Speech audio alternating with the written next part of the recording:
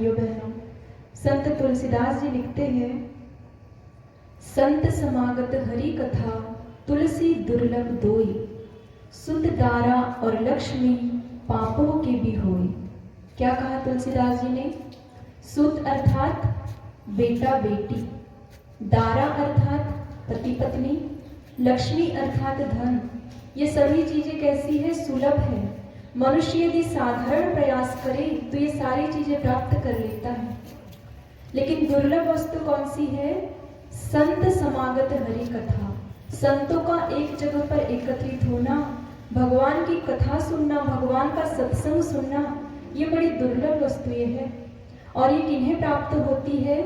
ये सत्संग केवल उन्हें प्राप्त होता है जिनके जीवन में भगवान की कृपा होती है। बिना हरि कृपा के हमें सत्संग की प्राप्ति नहीं होती। इसलिए आज हम आप सभी सौभाग्यशाली हैं कि ऐसा दिव्य सत्संग आज हम सभी को प्राप्त हुआ। सत्संग की बड़ी महिमा होती है। हम सभी जानते हैं परम पूज्य गुरुदेव ने 18 सत्संकल्प लिखे, जिन्हें गीता के 18 अध्याय के समान महत्वपूर्ण बताया है। पढ़े हैं सभी ने? उन सभी सत्संकल्पों में एक महत्वपूर्ण सत्संकल्प गुरुदेव ने दिया। क्या? मन को कुविचारों और दुर्भावनाओं से बचाए रखने के लिए स्वाध्याय और सत्संग की व्यवस्था करेंगे। क्यों? क्योंकि स्वाध्याय और सत्संग से ही हमारा जीवन का उत्थान हो पाता है।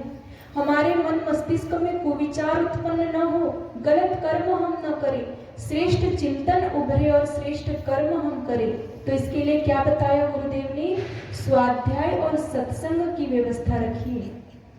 इतने महत्वपूर्ण होते हैं ये सत्संग। हम सभी जानते हैं जब भगवान राम माता शबरी के आश्रम में जाते हैं और माता शबरी को नवधा भक्ति प्रदान की भगवान राम ने, तो पहली और दूसरी भक्ति में ही क्या कहा भगवान राम ने? प्रथम भगति संतन कर संगा, दूसरी रतिमम कथा प्रसंगा। पहली भक्ति कौन सी बताई? संतों का संग, और दूसरी भक्ति कथा और सत्संग। बड़े महत्वपूर्ण होती है ये कथाएं, बड़े महत्वपूर्ण होते हैं सत्संग। और भाइयों बहनों, ये कथा सुनने के, सत्संग सुनने की कोई उम्र निर्धारित नहीं है। कई लोगों की मान्यता होती है, कई लोग कहते हैं कि ये सत्संग और कथाएं तो बुढ़ापे में जाकर सुनने की चीजें हैं। लेकिन सत्संग सुनने की कोई उम्र निर्धारित नहीं की गई है। जब हमें समय मिले तब हम सत्संग सुन सकते हैं। आत्म विकास का मार्ग है सत्संग। हमारी आत्मा का विकास होता है सत्संग के माध्यम से। भर्तृहरि ऋषि कहते हैं, जब तक शरीर स्वस्थ है, शरीर में किसी प्रकार की बीमारी उत्पन्न न हुई है, जब तक हमारी आयु का नाश नहीं हुआ है, जब तक मृत्यु बहुत दूर है, जब तक हमारी इंद्रियां शक्तिशाली है, इंद्रियां बलवान है, तब तक विवेकवान लोगों को, जो अपने आप को विवेकवान मानते हैं, उन लोगों को क्या करना चाहिए? उन लोगों को आत्म विकास का, आत्मनिर्माण का कार्य प्रारंभ कर देना चाहिए। इंतजार न करें कि हमारी आयु जब ढल जाएगी, जब हम बुढ़ापे में चले जाएंगे तब हम भगवान की कथा सुनेंगे। बिल्कुल नहीं। जब तक शरीर स्वस्थ है तब तक हम सत्संग सुने, अपनी आत्मा का विकास करें। क्या कहा भर्तृहरि ऋषि ने?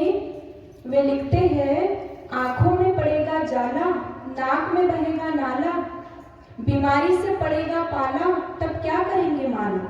जब हमारा शरीर बीमारियों से ग्रस्त हो जाएगा, जब हमारी इंद्रियां काम करना बंद कर देगी, शरीर में विभिन्न प्रकार की रोग शोक उत्पन्न हो जाएंगे, मृत्यु नजदीक आएगी, शरीर में हाथ पैर काम करना बंद कर देंगे, ऐसे समय में यदि हम माला लेकर भगवान के पास बैठे तो लाभ मिलेगा क्या? बिल्कुल नहीं। इसलिए जब तक शरीर स्वस्थ है तब तक हम भगवान की कथा सुने, सत्संग सुने। हम सभी जानते हैं ना, महर्षि अष्टावक्र जी गर्भ से ही ब्रह्म ज्ञान को लेकर के आए थे। 5 वर्ष के ध्रुव प्रहलाद जी ने छोटी सी आयु में भगवान की प्राप्ति कर ली थी। हमारे परम पूज्य गुरुदेव ने भी 15 वर्ष की आयु में उनके गुरुदेव से उनका साक्षात्कार हो गया था। स्वामी विवेकानंद जी ने कितनी कम आयु में भगवान को प्राप्त कर लिया था। इसलिए बिल्कुल इंतजार न करें, बच्चों को भी कथा में लेकर आए, सत्संग में लेकर आए। क्योंकि ये जो सत्संग होती है, इससे केवल आध्यात्मिक ज्ञान नहीं मिलता, हमें जीवन जीने के सूत्र भी प्राप्त होते हैं। हम जीवन को कैसे जिए, हम जीवन में क्या करें, हम जीवन में क्या न करें, व्यवहारिक शिक्षा हमें सत्संग से प्राप्त होती है। इसलिए बच्चों को भी सत्संग में लेकर आए।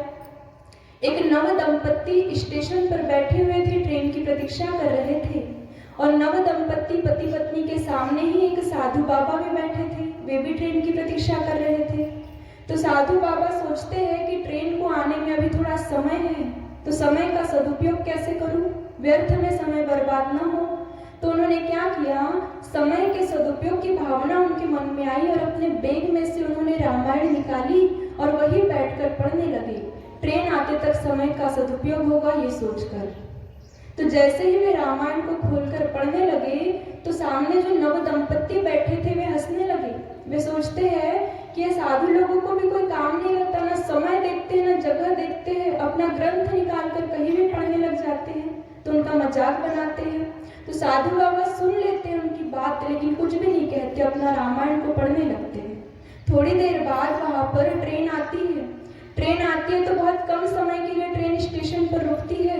कई लोग ट्रेन में चढ़ रहे होते हैं, कई लोग उतर रहे होते हैं। तो कुछ ही पलों के पश्चात ट्रेन फिर से स्टेशन से चलने लगती है। अब जैसे ही ट्रेन वहां से निकली तो ट्रेन के अंदर साधु बाबा भी थे और वो नवयुवक भी था। तो नवयुवक साधु बाबा के सामने हाथ जोड़ता है, क्षमा याचना करने लगता है, कहता है मुझे क्षमा कर दीजिए। साधु बाबा पूछते हैं बेटा क्या हुआ, तुम क्यों परेशान हो, क्यों रो रहे हो? तो साधु बाबा से वो व्यक्ति कहता है मैंने स्टेशन पर आपका मजाक बनाया था, इसलिए मुझे लगता है कि आपने हमें श्राप दे दिया, इस वजह से हमारे साथ ऐसा हुआ। तो साधु बाबा पूछते हैं पहले तुम बताओ कि क्या हुआ। तो नवयुवक कहता है बहुत कम समय के लिए ट्रेन स्टेशन पर रुकी, कई लोग चढ़ रहे थे, कई लोग उतर रहे थे, लोगों की भीड़ थी।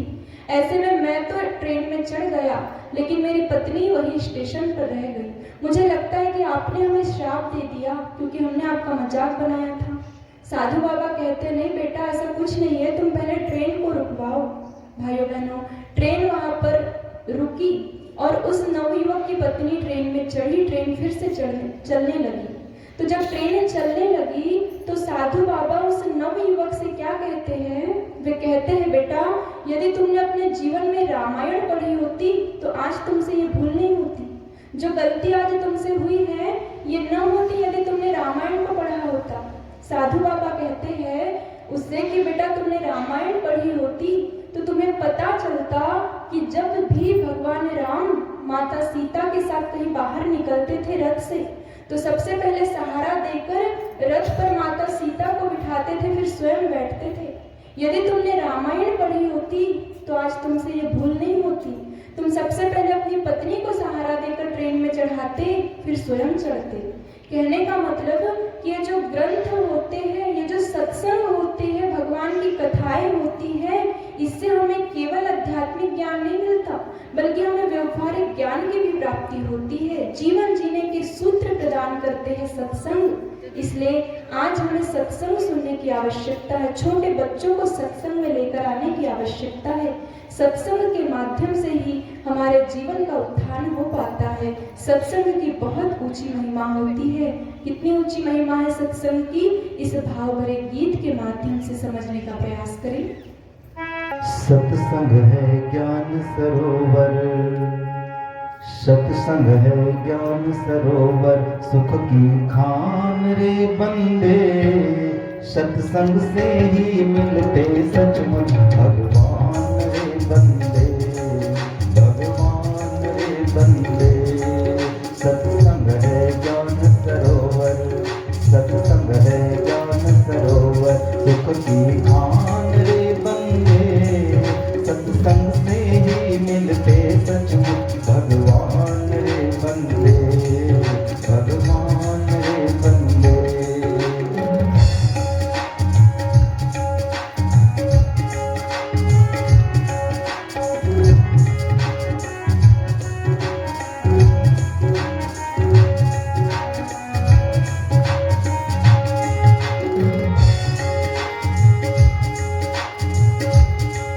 सत्संग से होकर जाता है मंजिल का रास्ता, मंजिल का रास्ता। सत्संग से होकर जाता है मंजिल का रास्ता, मंजिल मंजिल के राही को प्रभु से ही वास्ता, प्रभु से ही वास्ता। इस मंजिल के राही को प्रभु से ही वास्ता, प्रभु से ही वास्ता। सत्संग की बहती गंगा, सत्संग की बहती गंगा, कर स्नान रे बंदे।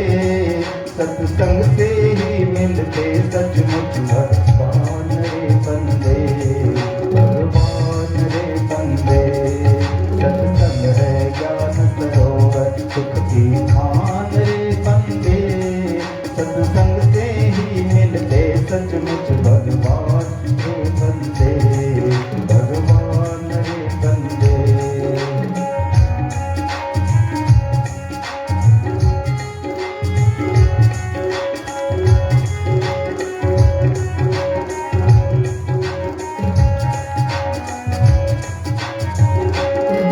सत्संग ही सच्चा सौदा है, सच्चा व्यापार है, सच्चा व्यापार है।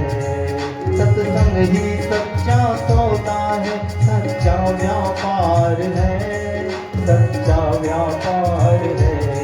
सत्संगी के ही मन में प्रभु जी से प्यार है, प्रभु जी का प्यार है।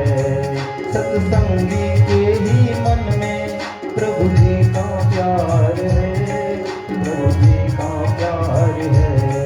सत्संग सुरीली मुरली, सत्संग सुरीली मुरली की अवतार रे बंदे। सत्संग से ही मिलते सचमुच भगवान रे बंदे, भगवान रे बंदे।